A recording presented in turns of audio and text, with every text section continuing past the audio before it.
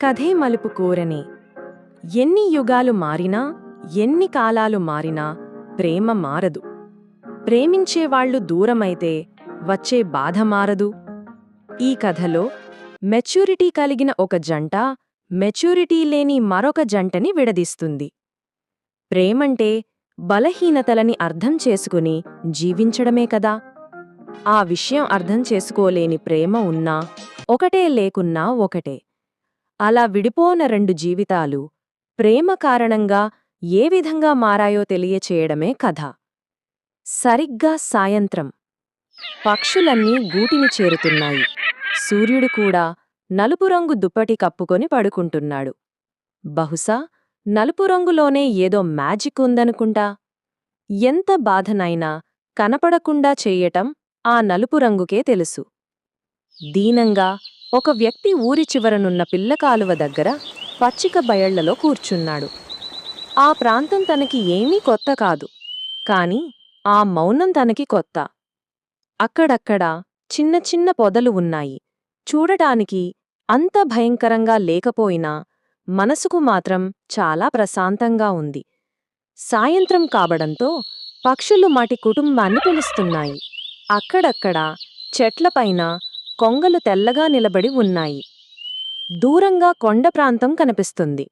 ఆ పిల్లకాలువకి 10-20 మీటర్ల దూరంలో ఆ ఊరికి కరెంట్ సప్లై చేసే ఆఫీసు రకరకాల రంగులు కలిగిన బల్బులతో వెలుగుతూ మిరుమిట్లు గొలుపుతుంది.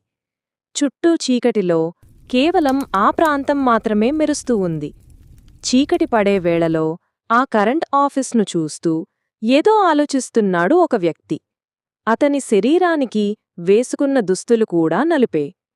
పల్లెటూరి ప్రశాంతతకు, పచ్చదనానికి నిలువెత్తు రూపమైనా రాత్రివేళలో అది భయంకరమైన నరకానికి ద్వారంగా ఉంటుంది.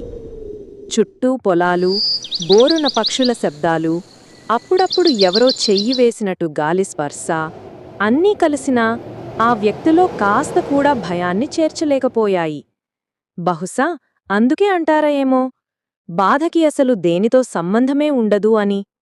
కారు చీకట్లు కమ్ముకొస్తున్న వేళ నయనం నిషిధీని గెలిచే వెలుతురు కోసం వెతుకుతూ ఉంది. సూర్యుడు ఆకాశాన్ని విడిపోతున్నట్లు కంటిలోని కన్నీటి చుక్క అతని కంటిని వదిలి దూరంగా వెళ్ళిపోతుంది. ఒక్కసారిగా గుండె బరువెక్కింది. కారణమేమిటో తెలియదు కాని పదే పదే గుర్తుకు వస్తున్నాయి జ్ఞాపకాలు.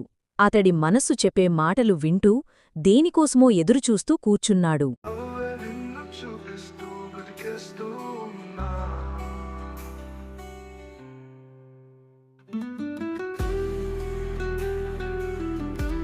అంటూ ఫోన్ మోగుతుంది. కాని అదీ చెవికెక్కడం లేదు. రేయ్, కార్తీక్ ఇక్కడ కూర్చున్నావేంట్రా అంటూ ఒక చేతిలో కవర్ని ఇంకో చేత్తో ఫోన్ పట్టుకుని ఆ శబ్దం వస్తువున్న దిశగా నడిచాడు కార్తీక్ వాళ్ళ ఫ్రెండ్ విజయ్. తను పిలిచిన శబ్దం కూడా మన కార్తీకి వినపడలేదు. రేయ్, నిన్నే పిలిచేది, వినిపించట్లేదా అంటూ కార్తీక్ని పట్టుకుని కదిపాడు. దాంతో ఈ లోకంలోకి వచ్చి, ఒరేయ్, నువ్వేంట్రా ఇక్కడా, నేనిక్కడున్నానని నీకెలా తెలుసు, ఏదో ఆలోచిస్తూ వినపడలేదు అంటూ కంట్లో వస్తున్న కన్నీటి చుక్కల్ని తన చేత్తో తుడుచుకున్నాడు కార్తీక్. నాకు తెలుసురా, నీకు మనసు బాగాలేకపోతే నువ్వు ఎక్కడికి వస్తావు, ఆ మాత్రం అర్థం చేసుకోలేనా ఏంటి అన్నాడు విజయ్. థ్యాంక్స్రా అని కార్తీక్ చెప్పడంలో, ఎందుకురా అర్థంగాక అడిగాడు విజయ్. కొంతమందిలాగా నువ్వు కూడా నన్ను వదిలిపెట్టి వెళ్ళలేదు. ఎంత కష్టం వచ్చినా నాతోనే ఉన్నావుగా, అందుకే. అబ్బో, చాలు బాగా మోస్తున్నావు నన్ను అన్నాడు విజయ్. అవున్రా, నాకొక డౌటు, మందు తాగితే బాధంతా పోతుందంట కదా, అది నిజమేనా సందేహంగా అడిగాడు కార్తీక్. నాకు పూర్తిగా తెలీదు, కాని బాటిల్లో మందు మాత్రం పక్కా అయిపోతుంది. అంతేకాదు, చాలా విషయాలకి సొల్యూషన్ దొరికేలా చేస్తుంది. అందరూ తాగితే చెడిపోతారనుకుంటారు, కాని జీవితంలో నాశనమయ్యాకీ చాలామంది తాగుతారు. ఇది బాధలు మర్చిపోవడానికి మెడిసిన్రా. అయినా ఈ డౌట్ నీకెందుకొచ్చింది, నేను ఎప్పుడో ఒకసారి తాగినంత మాత్రాన తాగుబోతు కానులేరా అన్నాడు విజయ్. కార్తీక్ ఒక్క క్షణం ఆలోచించి పక్కనే ఉన్న ఇంకొక బీర్ బాటిల్ని అమాతం తీసుకుని ఎత్తేస్తాడు. అందులో బీర్ అయిపోయేంతవరకు అసలు కిందికి దించలేదు. మద్యపానం ఆరోగ్యానికి హానికరం అని మాత్రం మర్చిపోకండి. ఇది కొంచెం ఎలివేషన్ కోసం రాస్తున్నాను అంతే. ఎప్పుడూ తాగని కార్తీక్ ఒక్కసారిగా బాటిల్ లేపేయడం చూసి ఆశ్చర్యపోయాడు విజయ్. ఇంతలో కార్తీక్కి పొరపడి దగ్గాడు. కొంచెం కంగారు పడుతూ, పిచ్చిలేసిందబ్బే నీకు, అలా తాగితే ఊపిరాడక చేస్తావు అంటూ బాటిల్ని పక్కకు లాగేసి తలపైన కొట్టాడు విజయ్. ఏదో తప్పు చేసినట్టు అతని సూటిగా చూడలేక వెంటనే తలని పక్కకు తిప్పేస్తాడు కార్తీక్. ఆ వెంటనే విజయ్ని గట్టిగా కౌగిలించుకుని, రే, నేను కావాలని చెయ్యలేదురా, ఆ సమయంలో నాకు అదే కరెక్ట్ అనిపించింది, అందుకే అలా చేశాను, నా తప్పేం లేదురా, కాని అందరూ కలిసి నన్ను దూరం చేశారు అంటూ బోరున ఏడ్చేశాడు కార్తీక్. నాకు తెలుసురా, జరిగిందాంట్లో నీ తప్పేం లేదని, కాలమాడిన వింత నాటకంలో నువ్వు బలయ్యావు. నిజం చెప్పనా, జరిగిందంతా నీ మంచికే. లైఫ్లో అన్ని సంతోషాలు ఉంటే కష్టాల విలువ మనుషులకి తెలీదురా, అందుకే అప్పుడప్పుడు కొన్ని అనుకోని విషయాలు ఇలా పలకరించిపోతుంటాయి అని ఊదార్చాడు విజయ్. నాకు చచ్చిపోవాలనుందిరా అంటూ దీనంగా ఏడుస్తాడు కార్తీక్. కొడితే బొంగరంలా తిరుగుతావు, పిచ్చి పిచ్చి వేషాలేయకు, నిన్ను నమ్ముకుని చాలామందున్నారు, నీకేమైనా అయితే మా చెల్లికి నేనేం సమాధానం చెప్పుకోను అన్నాడు విజయ్. మీ చెల్లేంట్రా అని వస్తున్న ఏడుపు నాపుకొని అర్థంకానట్టు ఫేస్ పెట్టి విజయ్ వైపు చూశాడు కార్తీక్. అదేరా, ఫ్యూచర్లో నీకు భార్య వస్తుంది గదా, తను నాకు చెల్లేగా, సో అలా చెప్పానన్నమాట అని తడబడ్డాడు విజయ్.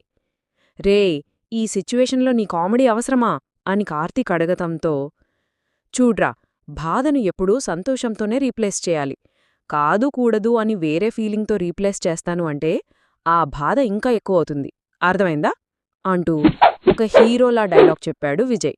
అతడు చెప్పింది వెటకారంగానే ఉన్నా అందులో నిజముందని ఆ క్షణం కార్తీక్కి అనిపిస్తుంది. బాటిల్ పక్కన పెట్టేసి, ముందు ఇంటికి వెళ్దాం పదా, అమ్మ ఎదురుచూస్తుంది అంటూ కార్తీక్ను ఇంటికి తీసుకొచ్చాడు విజయ్. అలా గేటు ఓపెన్ చేసుకుని లోపలికి వెళ్లగానే వాళ్ళ అమ్మ గుమ్మనికి అనుకుని కార్తీక్ కోసం ఎదురుచూస్తూ కనిపించింది. ఎక్కడికి వెళ్ళావురా అసలు, ఏమైనా తిన్నావా, లేదా కాళ్ళు కడుక్కొన్రా, పెడతాను అంది కార్తీక్ వాళ్ళ అమ్మ.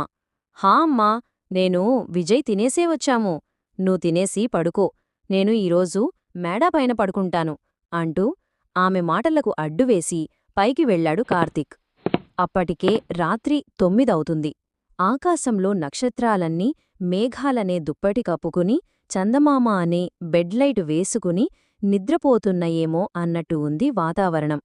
చల్లని గాలి, పైగా తాగిన బీరుమత్తులో బాధను కూడా మరిచిపోయి వెంటనే నిద్రలోకి జారుకున్నాడు కార్తీక్. ఇంతలో ఎవరో కొట్టిన్నట్టు అనిపించడంతో హఠాత్తుగా లేచాడు. కార్తీక్ ఎదురుగా వాళ్లమ్మ లక్ష్మీగారున్నారు. ఏంటమ్మా, ఈ టైంలో వచ్చావ్ అంటూ చేతిలోకి ఫోను తీసుకుని టైం చూశాడు కార్తీక్. దాదాపు 12 దాటుతుంది. వర్షం పడేలా ఉందిరా, ఈ గాలికి టెంట్ ఎంతసేపుంటుందో తెలీదు, అందుకే లోపల పడుకుంటావని లేపడానికొచ్చాను అంటూ తల్లి ప్రేమను మాటలోనే దాచేసింది లక్ష్మి. కార్తీక్ కూడా కాదనలేక, సరే అమ్మా, పద, కిందికి వెడదాం అంటూ ఇద్దరూ కిందకు వెళ్ళి ఎవరి గదుల్లో వాళ్లు వెళ్ళి పడుకున్నారు. అలా కళ్ళు మూసుకున్నాడు కార్తీక్. పెద్ద శబ్దం చేస్తూ ఫోన్ మోగింది. ఈ టైంలో ఎవరబ్బా అంటూ చేతిలోకి ఫోన్ తీసుకుని చూశాడు కార్తీక్. మసకబారిన కళ్లకి స్క్రీన్ పైన ఏదో నంబర్ కనిపిస్తోంది, కాని బ్రెయిన్ అది ఎవరితో సరిగ్గా గుర్తించలేదు. దాంతో కళ్ళు నలుపుకుని ఒకసారి దానివైపు చూసి షాక్ అయ్యాడు కార్తీక్.